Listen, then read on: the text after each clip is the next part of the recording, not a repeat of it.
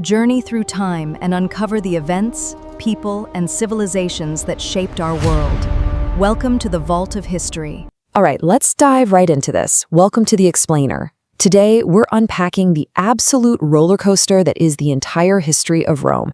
We're going to trace how a tiny, chaotic settlement morphed into a massive global superpower, and then how it all came crashing down under its own immense weight. So what does this all mean? Well, our core theme today is that every single time Rome solved a problem with some extreme ambition, they accidentally created a massive new consequence. You know the myth, right? It starts with twin babies, Romulus and Remus, tossed into a river by a power-hungry uncle, rescued and raised by a wolf, the whole shebang.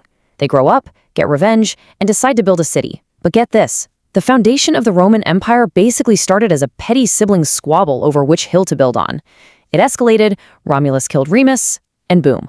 From day one, Rome was built on ruthless, cutthroat ambition. Okay, here's our quick roadmap for covering over 2,000 years of history today. We've got 1. Myth and the Kingdom. 2. Rise of the Republic. 3. Fall of the Republic. 4. The Golden Age. 5. Crisis and division, and finally, 6, collapse of the empires. Starting off with Section 1, Myth and the Kingdom, the chaotic origins of a superpower. Now, after founding his city, Romulus hit a pretty massive roadblock. He needed actual people, so he essentially declares Rome an asylum city.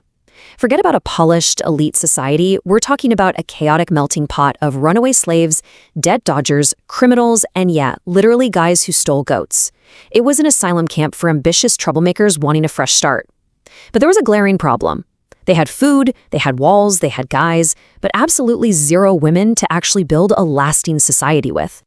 So how do they fix it? Well, they throw a massive festival, invite their neighbors, the Sabines, and literally mid-party, they kidnap the Sabine women. Obviously, this triggers Rome's very first war when the furious Sabine men attack. But here's the crazy part. Right in the middle of the bloodshed, it was the Sabine women who bravely stepped onto the battlefield. They basically told the men to stop being ridiculous, demanded peace, and forced the two sides to officially merge their kingdoms. Moving on to Section 2, Rise of the Republic, expanding through force. After Romulus, Rome went through 6 more kings. Some built sewers and temples, but others were just completely brutal. By the 7th king, who was incredibly sinister, the people of Rome had enough. They kicked him out and decided they were done with kings forever. To dodge tyranny, they completely redesigned their government, shifting from a kingdom to a republic. Instead of one guy willing for life, they elected 2 consuls with 1-year terms who could veto each other.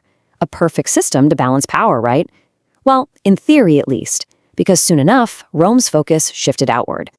After getting humiliatingly sacked by the Gauls, Rome developed this fierce, almost villainous ambition.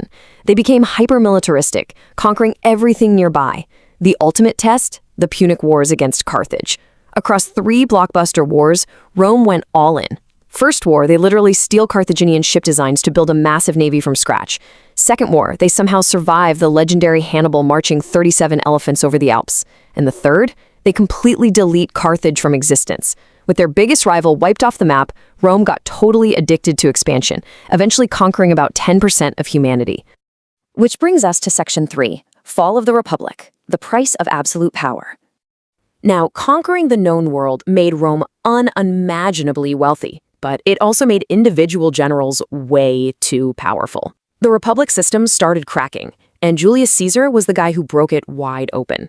He conquers Gaul, gets insanely popular, and essentially takes control of the Republic by force. And look, he wasn't just some cartoon villain. He brought in massively popular reforms for everyday people. He fixed the chaotic calendar into the 365-day system we use today, lowered taxes, and made sure the poor had grain. They loved him. But he was also hoarding political titles like they were trading cards. Dictator, consul, head priest, he wanted the whole set. After 500 years of totally dreading the idea of a king, the Roman Senate looked at Caesar and absolutely panicked. Their grand solution? Murder him right in the middle of a Senate meeting to save the Republic. But actually, scratch that. It completely backfired. Because the common people really liked Caesar, his assassination just lit the match for massive civil wars that tore the Republic apart for good. On to Section 4, the Golden Age, structure over expansion. Out of the ashes of those brutal civil wars steps Octavian, Caesar's adopted heir. He grabs all the power, gets named Augustus, and boom, the Roman Empire is born. Augustus was arguably the greatest emperor because he realized the Republic's fatal flaw. Soldiers were loyal to their rich generals, not to the state. So he flipped the script. First, he professionalized the army.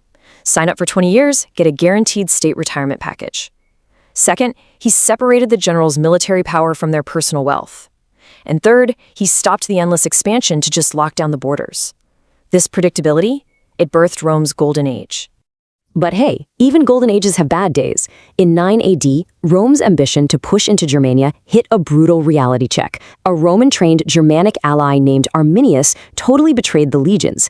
He knew exactly how the Romans fought, lured them deep into the Teutoburg forest where their strict formations were basically useless, and slaughtered 20,000 professional Roman soldiers. To put that into perspective, that's 3 entire legions, just gone. This sheer trauma forced Augustus to permanently abandon conquering Germania and just accept the Rhine River as a hard frontier. Which leads to Section 5, Crisis and Division, wrought from the inside out. So that stability Augustus built, yeah, it didn't last. And ironically, the rot started with the exact guys hired to protect the throne, the Praetorian Guard. Originally, they were an elite protective unit, but they quickly figured out something dangerous. Being that physically close to the emperor meant they had the ultimate power to choose or kill the leader. They turned into entirely corrupt kingmakers. They assassinated leaders like Caligula, and by 193 AD, things got so absurd that they literally auctioned off the title of emperor to the highest bidder. I mean, no way, right? You can't make this stuff up. This total lack of legitimate leadership plunged Rome straight into the 3rd century crisis, and it was a nightmare. We're talking emperors getting assassinated almost weekly. You've got constant Germanic and Persian invasions tearing down the borders, devastating plagues sweeping through, and an economy absolutely gutted by hyperinflation. The empire was just too massive and too chaotic for one person to rule from Rome anymore. To handle this overwhelming chaos, leaders made a radical move. They literally chopped the empire into pieces. Emperor Constantine eventually built a brand new Christian capital in the east, Constantinople. And this permanently split the empire in two. So on one side, you have the Latin-speaking western half fading away with Rome basically turning into a ghost town. And on the other, you have the booming Greek-speaking eastern half pulling in all the wealth and power. Section 6. Collapse of the Empires. The final dominoes. By the 5th century, the Western Empire was a shell of its former self, heavily reliant on mercenaries and totally vulnerable. The final blow was a massive migration domino effect. First, the fearsome Huns explode out of the steppe, displacing the Goths. The Goths run to Rome's borders begging for asylum. Rome lets them in, but corrupt Roman officials exploit and starve them so severely that the Goths finally revolt. In the chaos, they destroy a Roman army and actually kill an emperor on the battlefield. Rome basically imported a civil war they could no longer contain. From there, the psychological borders of the West were totally broken. We see the ultimate collapse happen with a whimper, just a series of back-to-back disasters. In 410 AD, the Visigoths sack Rome. Then, in 455 AD, the Vandals sack it again. And finally, the Western Empire officially falls in 476 AD. But here's the wild twist. The Eastern Byzantine Empire? It miraculously survived all of this, holding strong for another 1,000 years until 1453. When the West did finally fall in 476, there was no epic, fiery final battle. A Germanic commander just politely told the last emperor to step down. And the profound historical irony here, that very last Western emperor was a boy named Romulus Augustulus. He literally carried the exact names of Romulus, the mythic founder of the city, and Augustus, the guy who forged the golden age of the empire. So considering the Eastern Byzantine half adapted and thrived all the way until 1453, it leaves us with this fascinating final thought to ponder. Did the Roman Empire ever truly die in the 5th century? Or did it just master the art of adaptation, evolving so completely that it became totally unrecognizable from those wolf-raised kids who started the whole thing? History never ends. It only continues through time. Thank you for watching The Vault of History.